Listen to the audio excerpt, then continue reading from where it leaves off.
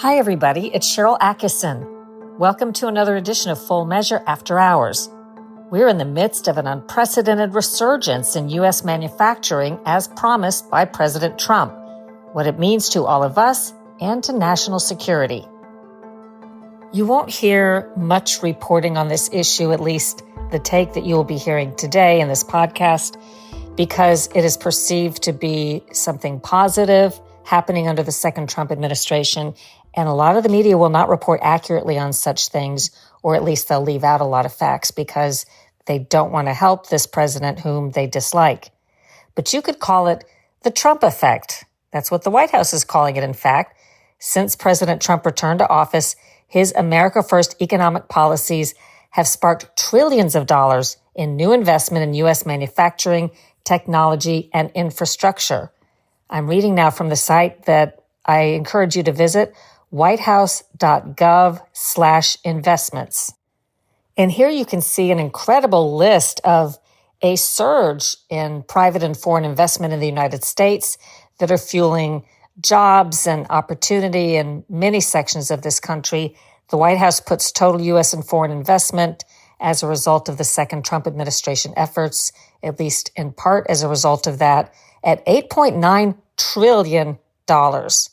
Leading that pack is foreign investment by the United Arab Emirates in manufacturing, industry, technology, and aerospace and energy, an investment of $1.4 trillion, followed by other investments by Qatar, $1.2 trillion, Japan, $1 trillion, Apple, $600 billion, Saudi Arabia, $600 billion, EU firms in a trade deal, $600 billion, SoftBank, OpenAI, and Oracle, $500 billion, NVIDIA, $500 billion, India, $500 billion, South Korea, $450 billion investment, Micron, Jira, IBM, and a company called TSMC in Arizona.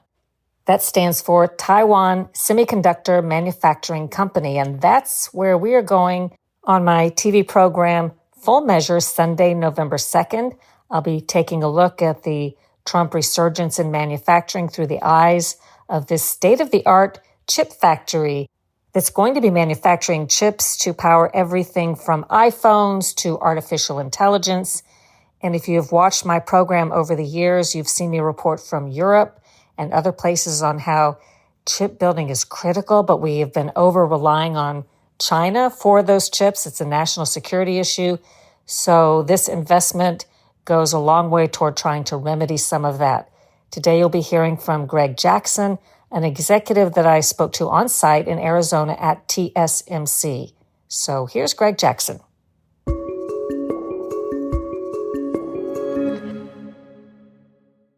For people that don't know much about the technology and all the details, how would you, in a paragraph, simply explain this factory?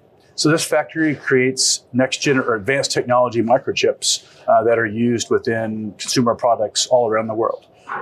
They range from cell phones to tablets to even AI chips that are used in advanced processors. How big is this investment, if you can characterize that for us? This is massive. It's unprecedented. We initially announced up to $65 billion of investment through the first three fabs, and then we came back and added in another $100 billion of investment. So very massive investment in the state and in the United States. Do you know what made the company, first of all, decide not just to be in the U.S., but to be in Arizona? Certainly. Ultimately, we go to where our customers are located at. A very large majority of our revenue comes from the U.S., so it just makes sense to go where our customers are located at. And that was a decision made in the 2020 time period? Yeah, early 2020 timeframe, that decision was made. We broke ground in April of 2021 and began construction on our first factory and this office building that we're in now. So what factored into the decision to do the giant expansion on top of what you already had here? Again, it comes back to our customers. Our customers' demand is driving what we're doing here. Add into that the benefit of national security that ties into what the United States is trying to do, what's happening here as well. I would say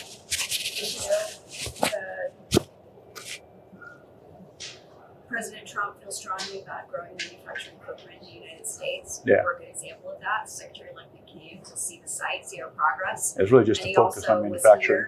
here when we had just broken ground on the third fab. Okay. Commerce Secretary was here in the early days of the Trump administration. What was that about? So he came to demonstrate the support and dedication to improving and bringing back American manufacturing back into the country. As far as you know, how does this factor into President Trump's idea for a resurgence of U.S. manufacturing? This is a great example of resurgence of manufacturing. We're bringing in a large amount of jobs, a large amount of very technically skilled jobs. So this is a prime example of bringing back and manufacturing into the United States. It's not just creating the semiconductors, it's all of the ecosystem that goes around making semiconductors. It's everything that ties into it as well. What do you see as the benefit to American citizens to have a plant, even though this is still run by a foreign company, but here on U.S. soil?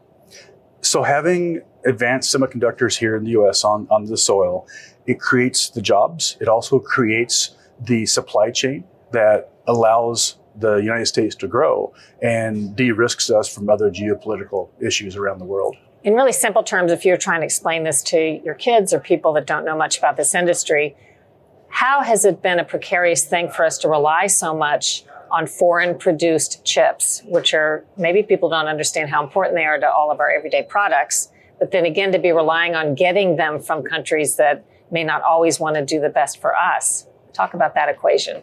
So I think if you look back to the COVID time, there was a lot of risk that came in from the supply chain by having things spread out all over the world. You know, the port shut down, the airport shut down, people were unavailable to come to work.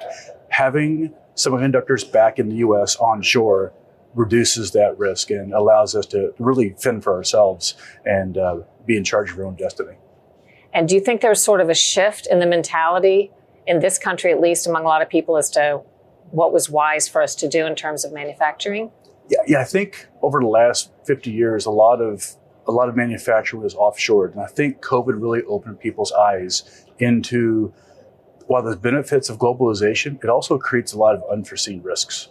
Shipping things on a boat 3 months overseas really creates a lot of unforeseen risk. So bringing things back, bringing manufacturing back to the U.S. really helps to leverage our country.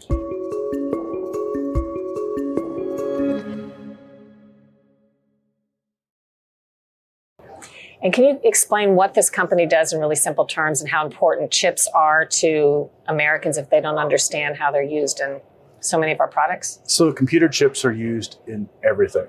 And it starts with your cell phones, to your tablets, to your cars, your vehicles. Many people's houses have grown from 1 or 2 devices on a network to dozens. So everything we use in this day and age is reliant on some type of computer chip. And before this plant, where are we getting most of our chips from? Do you have any idea of sort of the global picture of that, the market? This is today the most advanced chips being made on American soil.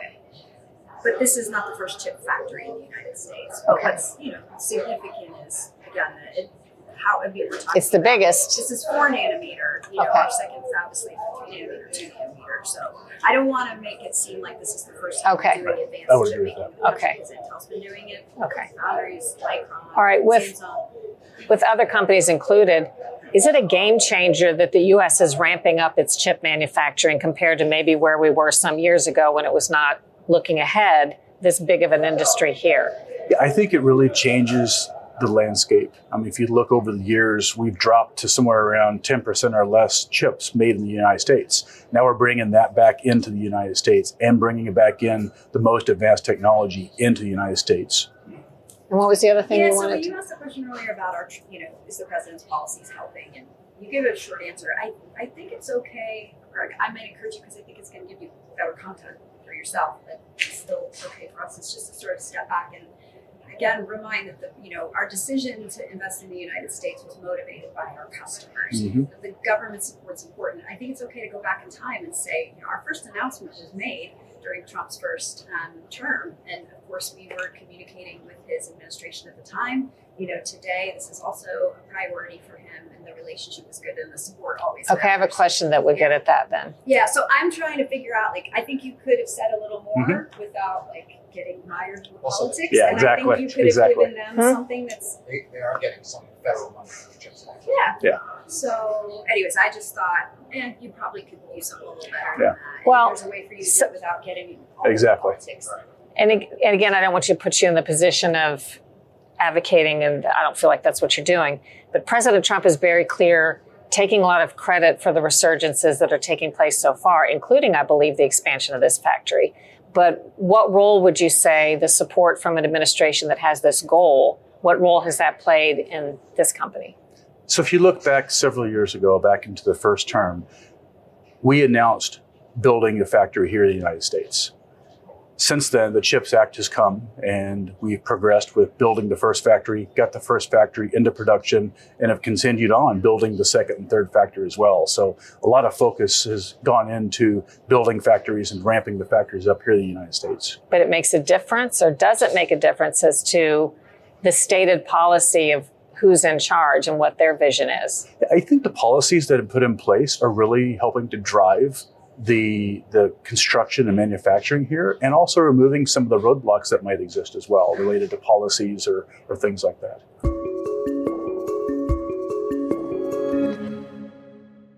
For my program Sunday on Full Measure, not only do we have the story of TSMC with Greg Jackson, but I spoke to an executive from another company that is investing in the area, also the mayor of a town that's benefiting from all of this, and wrapping it all up in my cover story. You can go to SharylAttkisson.com and click the Full Measure tab to see a list of stations and times to watch Full Measure, or you can just watch online Sundays at around 10 o'clock Eastern time in the morning at fullmeasure.news. And then the stories are posted there afterwards at fullmeasure.news, also on our unadvertised YouTube channel, Full Measure with Sharyl Attkisson.